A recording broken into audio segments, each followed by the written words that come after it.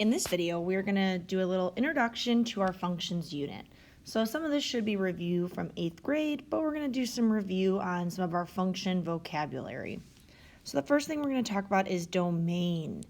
And our domain is all of our x values versus our range is all of our y values. So anytime we talk about domain, we're talking about all the x values.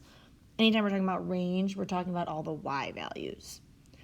Now, when we're talking about domain, we're also talking about the input, because that's what our x values are. And so every input into a function has exactly one output.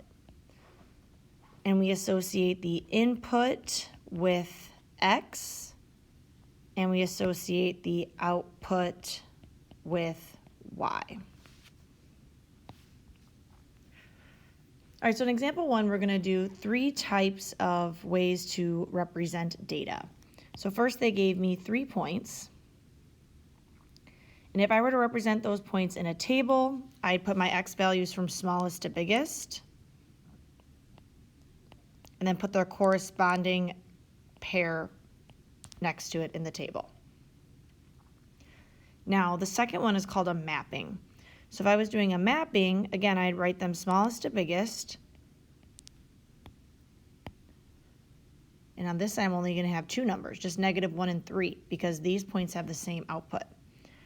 So now when I draw my mapping, -2 would go to -1, 3 would go to 3, and 4 would go to 3.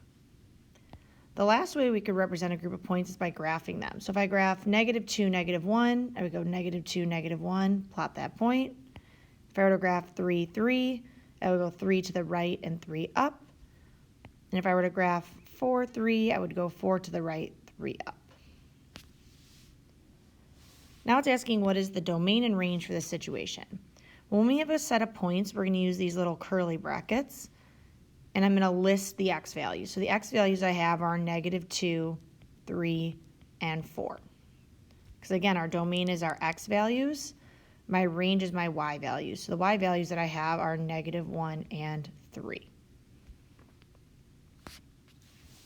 All right, so now let's try this domain and range in example 2. So if I look at example 2 again, domain is my x values. So my x values would be 2, 9, and 2, but I don't need to repeat.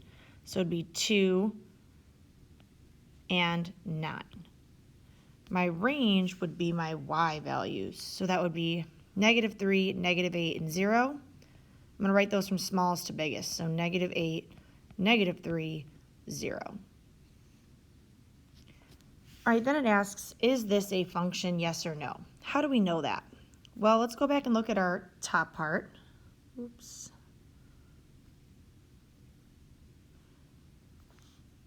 Up here it says every input into a function has exactly one output. So that means an input can't have 2 different outputs.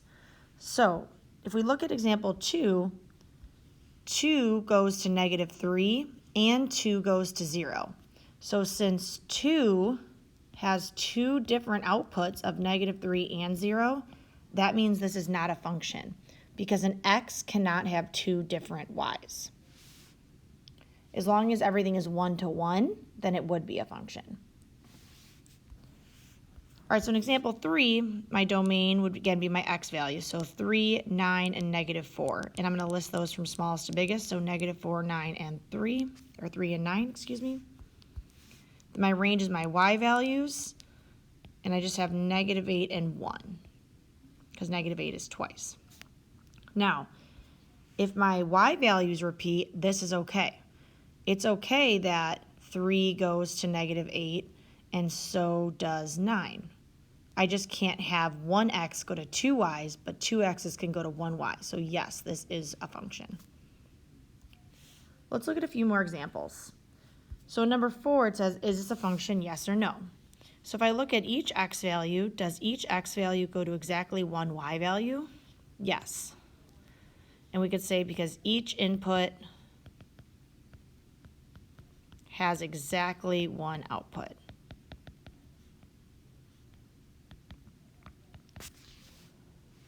If I look at number 5, no, this would not be a function, and it's because 1 has two different outputs, and that's not allowed. So no, because one input has two outputs, and that's why it's not a function. Another way to tell if something is a function is by something called the vertical line test.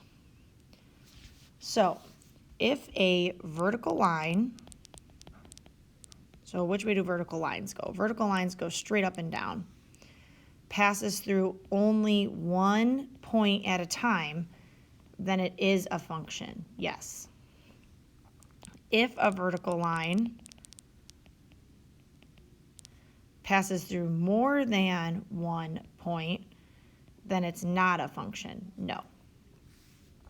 So let's test this out. So if I draw a vertical line, it only hits the function once. Let's say I draw another vertical line, only hits the function once. Every time I draw a vertical line, it's only hitting the function at one point. So yes, this would be an example of a function. Versus in number 7, when I draw a vertical line, I hit my function 2 times. So that means this is not a function. 8 is a little bit trickier, but if you look really carefully, every time I draw a vertical line, it's only going to hit once. So yes, this would be a function. All right, now we're going to practice what we learned today.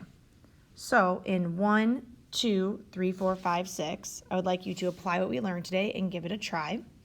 When you are done, you can check out the answer key on the calendar. If you have any questions, feel free to ask Mr. Theriault or Ms. Lindahl.